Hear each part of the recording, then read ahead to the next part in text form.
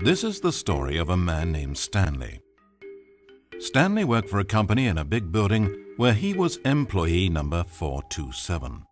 Employee number 427's job was simple.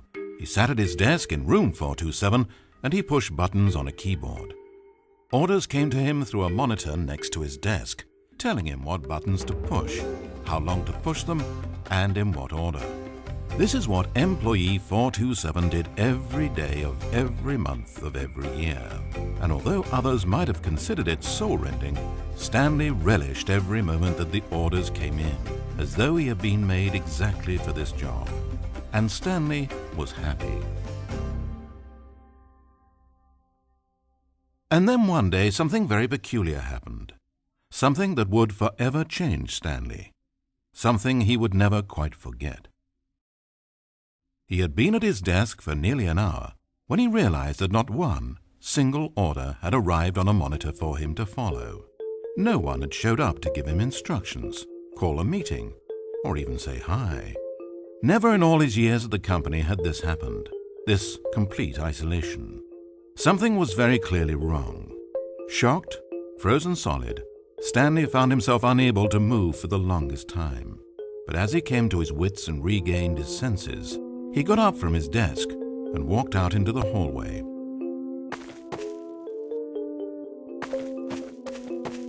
Stanley decided to go to the staff lounge to check on his co-workers. He never functioned well by himself and constantly needed support and guidance from others, so the thought of total solitude was terrifying to him. When Stanley came to a set of 2 open doors, he entered the door on his left. This was not the correct way to the employee lounge, and Stanley knew it perfectly well. So he turned left at the first open door and walked back in the right direction.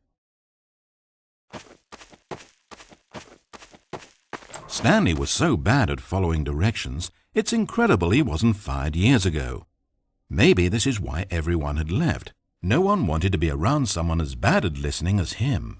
And since he was walking into the middle of nowhere and thus ruining the entire story, Stanley decided that he would punish himself.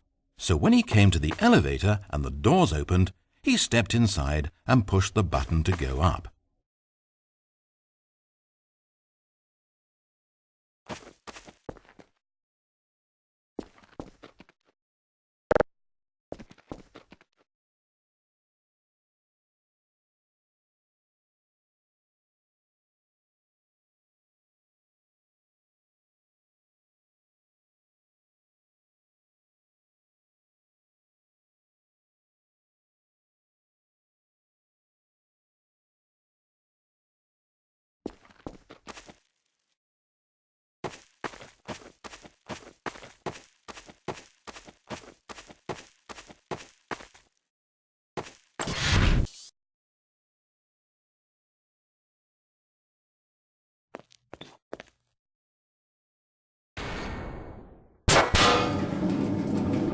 It almost perplexed Stanley that he had actually gone and stepped into this metal trap. After all, it should have been no surprise that this thing would lead him to his death. But he thought to himself, this is simply the price to pay for ruining a perfectly good story. So he resigned and willingly accepted his fate, the inevitable end toward which he had spent so long stumbling. Farewell, Stanley.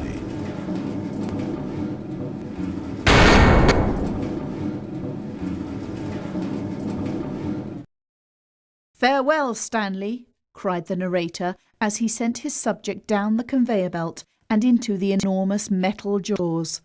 In a single visceral instant, Stanley was obliterated as the machine crushed every bone in his body, killing him instantly.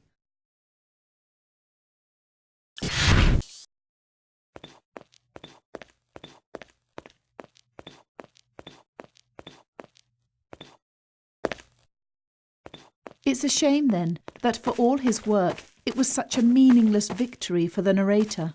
Did he really think he would accomplish anything by murdering this disposable vessel?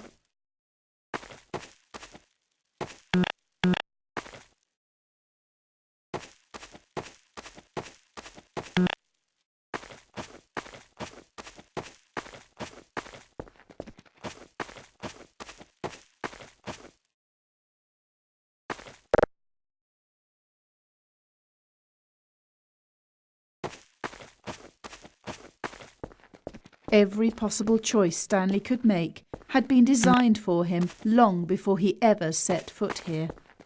The narrator wanted to kill him. Stanley was already dead from the moment he hit start.